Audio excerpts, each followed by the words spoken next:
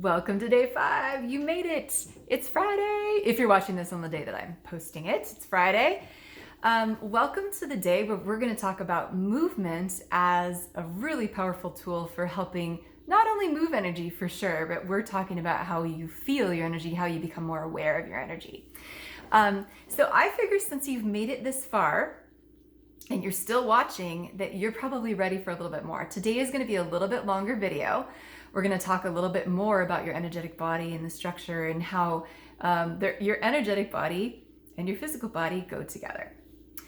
So to this point, I've kind of been talking as if you have a physical body and you have an energetic body, and they're two separate things, when that is actually not accurate at all. You can begin to think of yourself as just one continuation, your physical body that you can see, touch, and feel, to your energetic body. It's just a continuum of light vibrating at different rates. So even scientists will tell you at the deepest level, every cell in your body is actually just light. You're just made of light. So begin to think of yourself as light vibrating at different rates, at different speeds. The light that's vibrating at a slower speed gives the appearance or the illusion of being solid. So your bones are arguably the most solid thing in your body. They are the most solid thing in your body. So that would be where the light is vibrating the slowest. Then you're going to move on to your muscles, your skin, your tendons, all the soft tissues. From there, you move on to all the fluids, so your blood and your plasma. From there, you move on to your things like your hormones, and then to electrical impulses, the electrical impulses from your heart and from your brain. Then you move on to the gases. So you've got carbon dioxide and oxygen floating around your body. That's your breath, right? Then you move on to beliefs, thoughts, and emotions. Your beliefs, your thoughts, and emotions are energy. They're made of energy. They're made of light. From there, you can get even more, it gets a little less personal. So we move on to the energy of kind of your soul imprint, your soul blueprint.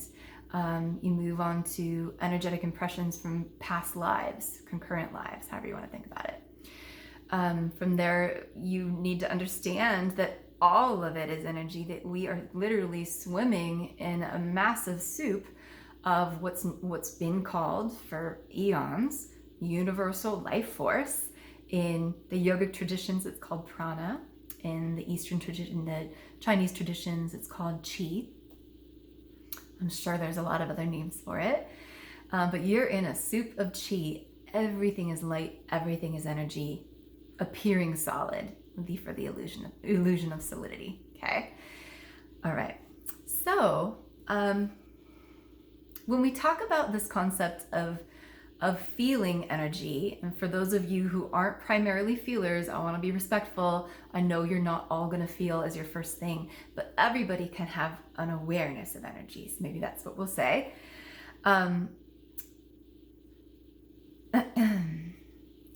There's a continuum of experiences. So there's such a wide variety of what that could mean to you in terms of your experience. I know for me, the first time that I was consciously aware, and we all feel it, so I'm going to show you in a minute that all of you have always been feeling energy your entire life, and I'll show you what that means. You're just not aware of it. But for me, the first time that I was consciously aware of feeling energy, of feeling something unusual, it was I was in my first energy healing class, right? In Moab, Utah, and it was a group of probably 10 people sitting in a small room. And at one point, I actually physically had to get up and leave the room because I thought I was going to throw up. I felt shaky. I was sweating. My heart was palpitating, and I felt nervous. It was almost like having a little bit of an anxiety attack or panic attack, just slightly. But I knew that I was safe. I knew I was okay, but I didn't know what was going on. Now I understand that I was in a room full of people who were vibrating energy, that it was an intention at such a high rate. My body was like down here, the room was up here. When you're in that situation, everything that's not of this high rate wants to purge itself, and it can be a little overwhelming for the physical system. So that's what was happening for me, and it was a really dramatic introduction. but it doesn't have to be so dramatic. It doesn't have to be like that for you. I want everybody to understand that you're always sensing energy, you're always feeling it. Anytime you are aware of, well, first of all, if you do yoga or you love to work out, you probably feel when you're done with your workout or your yoga, when you're lying in Shavasana, you feel tingly, you feel good, you feel light, you're aware of kind of the movement of feeling through your body. You're feeling energy. So whenever you do, I always feel, for me, I always feel it after exercise. But some of you might be artists or writers, and you might feel like after an outpouring of creative expression, you feel that tingliness or the movement of flow through your body. Okay, you're feeling it.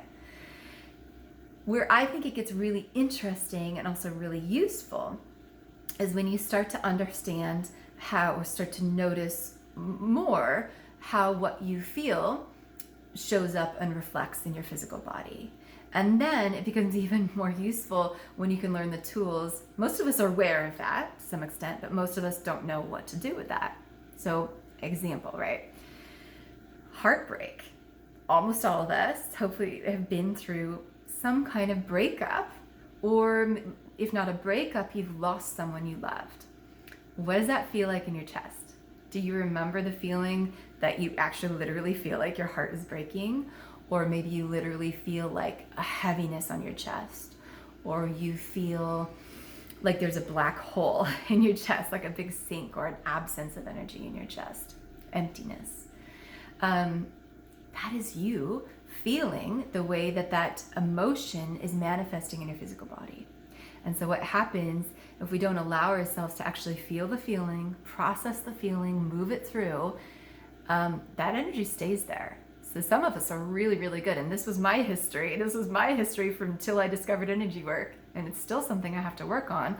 I love to box things up and put them away, right? I didn't have the tools when I was little for understanding how to deal with difficult emotion. So you box it up, you put it away, and you move on with your day, right? If that's you, if that's something you're doing, you've got to understand that energy of that emotion is still in your body. It gets stored in your tissues. It gets stored it gets stored in your physical body.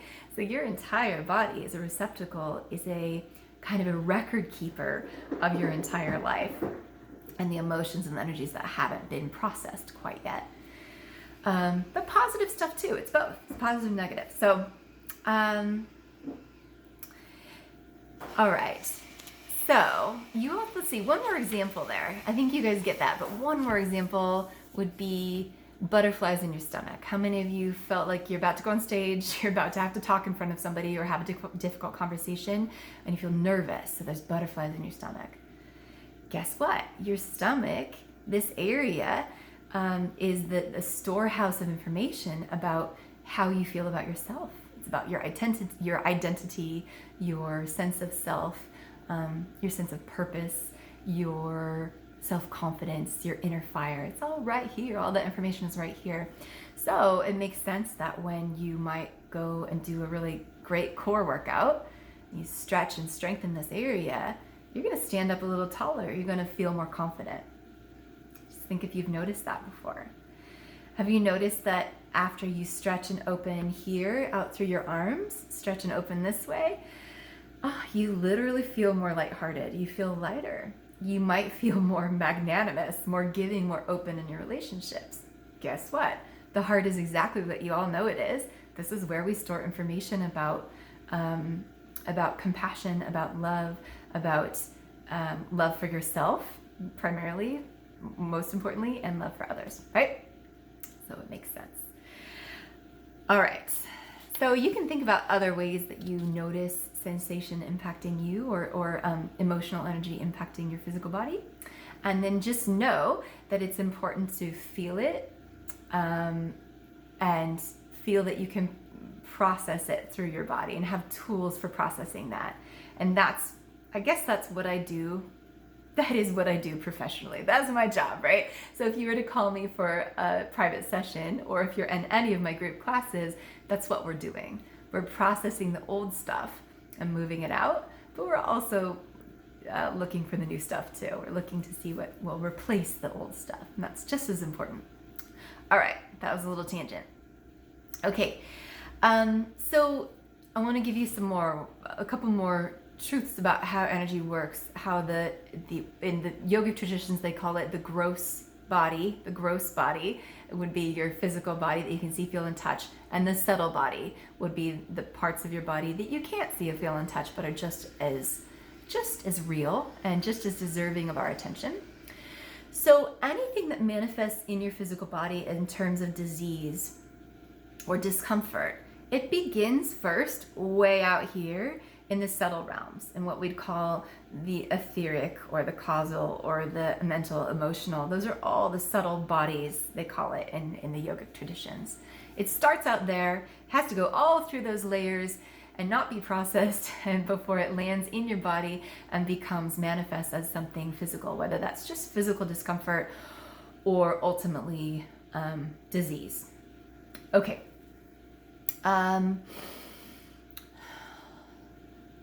Here's the great news. You can create massive change in your physical, emotional, mental bodies, physical, emotional, mental space by moving your physical body. When you begin to combine all the tools that we've been working, your attention, your intention, your imagination, your breath, with the movement is like big time powerful.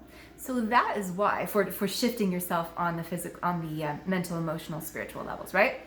So that's why all the traditions of let's say Qigong, Tai Chi, all the martial arts and the yogic traditions, or the movement of the yoga traditions are so powerful for creating change in people because they combine all those tools together for shifting. So now we're really talking about shifting energy, but it's hard sometimes for me to separate the sensing energy from the shifting it. Because what we know now from quantum physics, what we've known for a long time, is that as soon as you observe something, you're changing it, you're shifting it. So merely in the act of observing, you probably felt this on day one, just by looking at your body. You've noticed some shift, some change. Okay. If you aren't noticing shifting and changing when you're looking at your body, when you're observing, when you're breathing, when you're using your intention and your imagination, it very well could be that you've got a backup of a lot of energy, a lot of unprocessed emotions.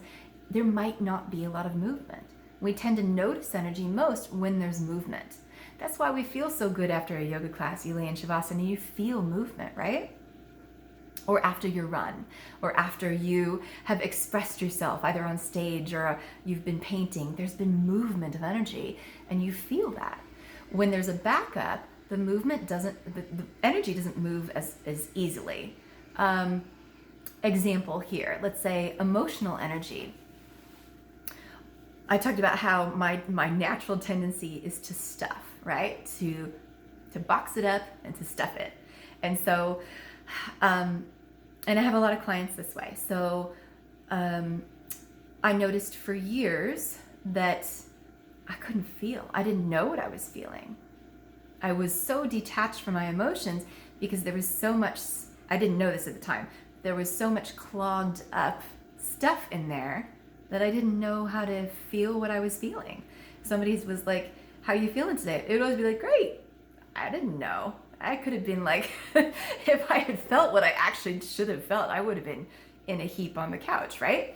So to me, I would prefer that you're in a heap crying on the couch than feeling nothing, right? Because that means that at least it's moving and it's flowing.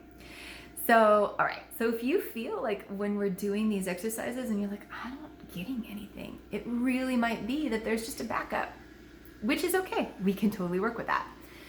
This is where we're coming to this concept of movement and why movement is so important. We are physical beings. We're physically focused. We're more physically focused than we're etherically focused, right? So let's use the physical body as a tool for shifting our energy. Everything I've shared so far, imagination, intention, attention, it's all super powerful, super important. But for those of us who tend to have a lot of backed up, clogged energy, you want to go straight to the movement. Every single person is different. So every person is born with a different constitution, different needs. There is absolutely never a one-size-fits-all movement recipe for your body. So I would never say everybody needs yoga. I would never say everybody needs Qigong. Some people need to run. Some people need to all they need to do is the tapping, EFT. That's it. Some people need really simple stuff. Some people, I needed 2 hours a day, twice a day of power yoga to begin to move the crap that was in my system when I first started all of this. So that might be you too. So anyway, today I'm going to show you a really, really simple exercise that I love. So before we do that, I want to just say, if you already have a stretching routine, if you already have a walking routine or a core work routine, just go ahead and try including the other tools that we've already talked about, the attention, intention, breath. Try including those into the way that you're working already with movement, and just see what happens and see if that can start to shift you on a different level. Today, I'm going to teach you one of my very favorite movements.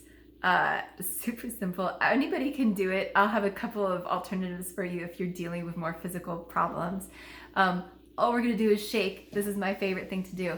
So I'm going to stand up, and this is a 1-minute exercise. I'm going to time you for 1 minute. Okay, so go ahead and stand up and just feel. I want you to go ahead and close your eyes for a minute. Okay, and feel your body. Do a little scan from head to toe. How are you feeling right now? Okay. You might be feeling great. This information might be exciting your cells, exciting your energetic body. It totally happens to me. You might notice some clogs. You might notice that you just had a difficult meeting, or you're stressed about your kids are pulling on you and needing something from you.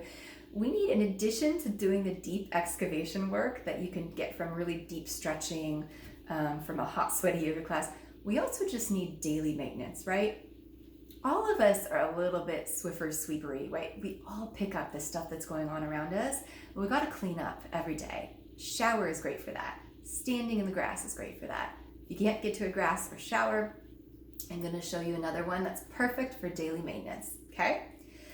So shake out your shoulders, and all we're going to do is for 1 minute, we're going to shake. So go ahead and drop your heels up and down a couple times. Good. You can leave your heels on the ground even. Shake your arms. Let your shoulders drop up and down. Okay. Use that breath. Big inhale, big exhale. And then go a little faster. Shake a little faster. If you feel silly, that's perfect. That's what we're going for.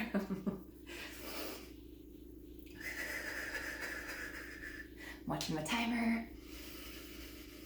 Feel your shoulders shake, feel your belly shaking. Let your cheeks shake. Let your neck relax. Feel your day shaking off. Feel your week shaking off. It's Friday. Woo-hoo.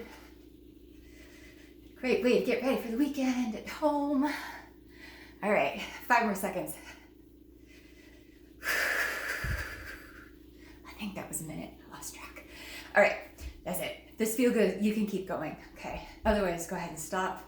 Close your eyes for a second. Take a breath. Ooh. Okay, so hopefully you feel like tingling in your hands. Maybe you feel tingling in your shoulders. Okay, and yes, we got blood flow going, of course. We got the physical, the things that we think of as being more physically focused. We got all that moving. But what you need to know is we also got your energetic body moving on the more subtle layers, emotional, mental. So anyway, this is a great way to shake off other people's crap or the crap of your day. And I hope you enjoy that. You can do that anytime during the day today. And then, like I said, give it a shot. If you already have a movement practice, try incorporating all the other tools that we've been learning, attention, intention, imagination, and breath into that practice, and see what happens. Okay, guys, I hope you've enjoyed these 5 days. I've loved doing this. If you're somebody who's wanting more, if you're liking this information, you want more of it, you want to learn more about these tools, if you want to learn more of these tools of how to work with that emotional energy and what it's doing in your body, if you want to learn how to connect more with your soul imprint, your soul blueprint, you want to go a little bit deeper with that stuff. That's a little more esoteric, but I love it. And we go into it. We go into all of that in our my course called Self-Healing for Beginners, Intuitive Self-Healing for Beginners. And you can find all that information on my website. It's soulsourcedenergy.com. Go to offerings and you'll find that. So soulsourcedenergy.com. If you don't know who I am, I'm camronmomyer. Last name is Momyer. And reach out. I'll put my information below.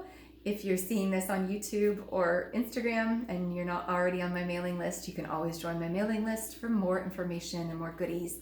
I don't send out a lot of stuff and I try to make it good when I do. But I hope to talk to you soon if you're interested. And thanks so much. Talk to you later.